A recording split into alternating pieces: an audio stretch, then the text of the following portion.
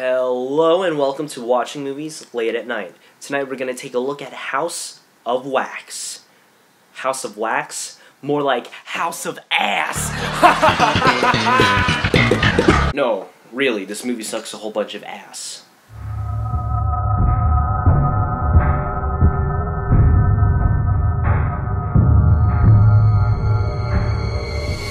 Yeah, guys, we're gonna have to review another remake, except that this remake isn't a shot-for-shot remake like before. In fact, it's a remake of a remake? That's right, the 2005 version we're looking at, although in name only, is actually a remake of the 1953 Vincent Price film, House of Wax. It was about a wax sculptor who had his museum burnt down for money, and Vincent Price's hands gets fucked up so he can't even sculpt anymore. This gets him all mad, so he goes off killing people and dipping them in wax or something. The twist in this film is that after the museum is burnt down, it's eventually revealed that Vincent Price's face was a wax mask all along. Now, both remakes are based off the same 1933 film, Mystery of the Wax Museum. However, the 1953 version starring Vincent Price is actually the one that stays close to the story. The 2005 one differs by completely ripping off an obscure 1970 slasher film's plot. So, with that in mind, it's basically the same film. Right? So the film opens in 1974 with an abusive family, and because of that, the two kids here are immediately the prime villains of the film. And as Rob Zombie taught us in his version of Halloween, if you come from a dysfunctional family, you're immediately a serial killer in a really bad horror film. After the title rolls, we're in the present day, seeing our gang of teenagers heading to a football game. The gang includes that girl from 24, a video camera version of Jimmy Olsen and Paris Hilton and some other... whatever. So what do we learn about in this opening sequence with the heaps of dialogue that this film is throwing at us? That the main characters are all forgettable and unlikable except for like two. While driving on for the night, the group decides to camp out in the wilderness. So here we have a group of teenagers in the woods with a shit ton of beer. With the film now being deemed a slasher film for some reason, I really wonder what's going to happen. Jimmy Olsen decides to rip off Blair Witch 2 for us, so it's like we get two movies, okay, for the price of one. Nah, just kidding. We just need more dialogue from Carly and her brother, Nick, that certainly isn't referenced at all later in the story. You're the good twin. I'm the evil one. Oh, it's funny because that's the same thing with the two villains in this film. Coincidence? I think not. However, their night of sex and booze eventually gets ruined by... a truck? Oh, hey, it's a truck. Really no problem here since he's not getting out and doing anything. So I guess he's just there to cause tension. Tension that Nick ruins by throwing his beer at the headlights, at least until later that night when it suddenly switches to Jimmy Olsen's camera. Or is it because his trademark hat is there, so who's operating the camera? The cameraman, obviously. The next morning, the group readies up to leave until Wade, Carly's boyfriend, finds that his car has its fan belt broken. Meanwhile, Carly is off pissing. I got no joke. No joke here, so... Carly then smells something really nasty and goes to investigate it before finding herself in a pit of dead animals. And a human hand? No, it's just this creepy dude leaving a mannequin hand in there for some fucking reason, I don't know. What are you guys doing around here? We were all, camping up through those trees. You don't know if there's a gas station around here, do you? Bo might have one. Runs a station in Ambrose. Where's that? 15 miles up the road.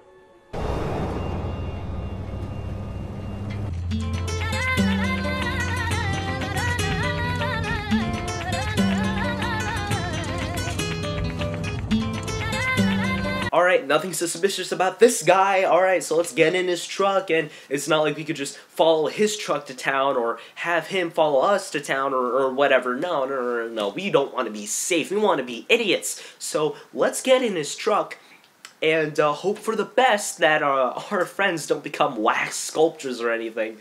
That's just preposterous. So Wade and Carly jump into Mr. Creepy Fuck's truck until he spooks them so hard that they decide to walk the rest of the path. Look, we want to walk. Okay, just let us out now.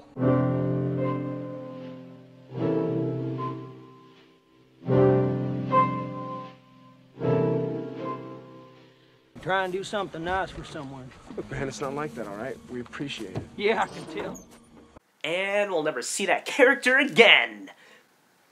Except at the end, since the movie tries to pull a Shyamalan at us with a really dumb twist ending. Whatever, you'll see what I mean. With nobody in the gas station, the duo go to the most sensible place to find a fan belt, the church, to which they find a service is going on and the only moving person in there seems to come to help them.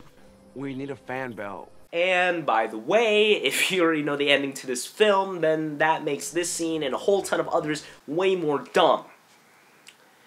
But it couldn't be as dumb to why that nearby house of wax is literally made out of wax. It is wax. Like, literally. Wow! That's pretty fucking stupid. No, wait, I almost forgot. Wax titties. Okay. Wade and Carly then go into the House of Wax to find that, hey, everything actually is wax. Like that couch, that piece of clothing, hell, even those clear glass displays are wax because... If a fucking building could be completely made out of wax, then why the fuck not? There's also, what? A wax dog? Because a dog could remain still enough to make you confuse it for a wax sculpture? What? What kind of idiots are these guys? While exploring, Carly finds that a certain Vincent has done all of these works. Alright, cool. So this movie still has Vincent Price's character in it. Yes! Alright. They're not showing him directly. So, roll the clip further. Let's see what he looks like.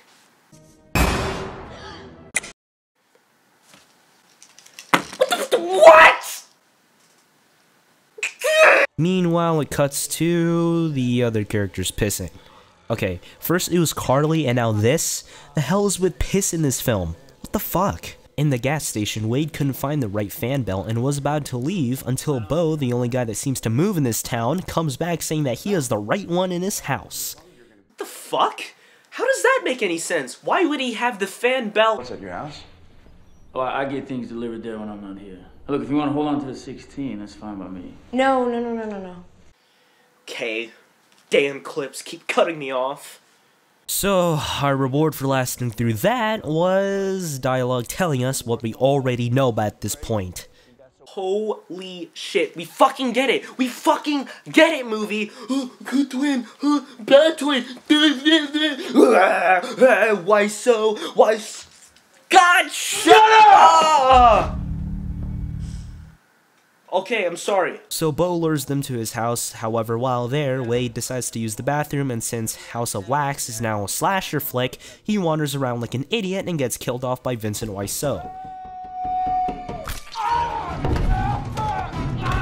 With Wade not returning and Carly finding out it's the same truck from last night, she freaks the fuck out and escapes.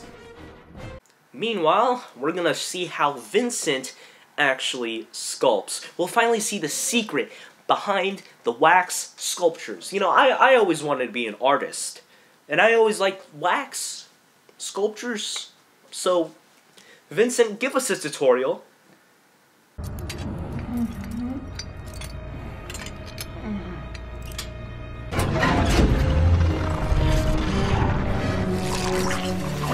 Wait a minute, he doesn't even sculpt them at all. He just puts the dead bodies there and pours wax all over them. Wow, that's pretty fucking stupid! Alright, I know that's supposed to be one of the aspects that they kept from the originals, but wow, at least in the original films, we saw that the wax sculptor was actually good at first, and he had to kill people because his hands were fucked up after the wax house was burnt down. However, here, his hands actually do look pretty smooth. But what about earlier with Carly bumping into that one sculpture and it wasn't filled with gruesome body parts? Yeah, well, it was explained that it was actually his mother the whole time, so, props to this guy for trying to be as good as his mom by simply tracing his fucking sculptures. Speaking of Carly, she does find out that everybody and everything aside from the museum in the town are sculptures too. Wow, that's even more fucking stupid! Oh, and what a shocker, the only other moving guy is apparently in on it too, since he finds Carly and tapes her to a chair. Wait a minute, this seems a bit familiar. Get it? Because that was just like the beginning? Wow, House of Waximum proportions, I guess. Also, A+ to this guy for using super glue on her mouth instead of the duct tape you had right there. Oh my god, you are an idiot. Eventually, Nick and Olsen remember that they were in this movie too, so Nick decides to talk to Bo to find Carly. I'm looking for my sister and her boyfriend. They were looking for a fan belt or something. I don't think I've seen him. Sorry. Can't help you. You're lying through your teeth. Ow! Eventually, Nick does find Carly and frees her out of that chair. At this point, remember how in the past hour or so, all the film was doing for the Nick character was that he was basically just a dick? That he was a no-good, dirty, rotten pig stealer, basically? Yeah, well, that's gone. Poof, it's gone. I don't know why they were doing it, but whatever. But wait, in the midst of all that, where was Dalton? Oh, just wandering into the House of Wax and getting killed off by Vincent Price. But before that, he finds Wade, who for some reason is still alive after all that hot wax and stuff happened to him. Holy shit, man. Hold tight, man. Hold tight. I'm gonna get you out of this. What do you think you're doing? Alright, I'm sorry, man. I'm sorry. If you're sorry, then you'd obviously stop peeling away at his skin, because somehow in this film's universe, there's wax that sticks to your skin to the point where it's basically your fucking skin. God, that's fucking stupid. Back with Nick and Carly, they have to go get Carly's cell phone after losing it earlier when she was escaping Bo. They need to call the cops since the one in the station doesn't work. Eventually, they do find out that now, the whole town is also rigged. The whole town is rigged. Wow! That's really fucking stupid! Oh, and speaking of fucking, Paris Hilton and her boyfriend come out for a steamy sex scene. Nah, just kidding! She does a striptease just to talk to her boyfriend about being possibly pregnant? Okay, who does that? Oh well, Vincent Voorhees here kills them anyways, so they're gone from the film. Wow, Paris Hilton is dead. Hooray. Anyways, Carly and Nick gets chased by Bo into the movie theater, which has the state-of-the-art Kinect-powered motion-sensing rigs to turn itself on like that. The scuffle does eventually end, however, with Nick turning into Daryl and just shooting the fuckhead with an arrow. Alright, so they finally got the bad guy there, so are they gonna kill him? This is House of Wax they're talking about. Of course they're not gonna fucking kill him. In their smartest decision, Nick and Carly leave the weapons there and proceed to the house, knowing full well that there's another murderer there. No, at least Carly gets a bat and they do find some guns. Now, unless they knew there was guns there, why in the hell did they drop their other weapons back at the theater? Same reason why there's a whole building made out of wax. Who the fuck cares? So Nick goes off to find the key to the gun case while Carly finds newspaper clippings to conveniently tell that, yeah guys, they were separated twins the whole time. Do you have the time? After Bo and Wiseau come home, Carly and Nick are deep down under the house trying to find a light but inadvertently reveal their location. But Nick and Carly do find Vincent's waxing room and the whole movie turns into a video game boss battle between Nick and Vincent.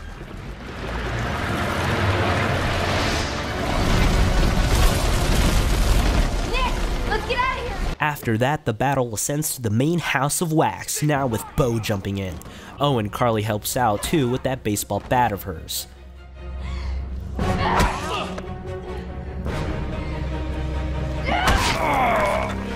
Eventually, Vincent Wiseau comes back into the battle after somehow using a fireproof mattress.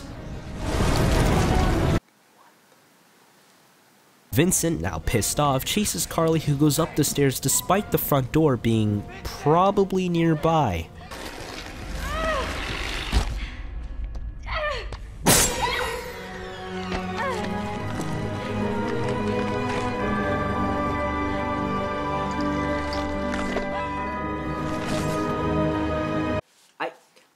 I don't know what it means. I don't know what it means. What does it mean? I don't know what it means. What could that possibly mean? That's me. Oh, and Vincent Tussaud dies and lands on his brother. What does it mean? What does it mean? It means that the writers are really fucking stupid.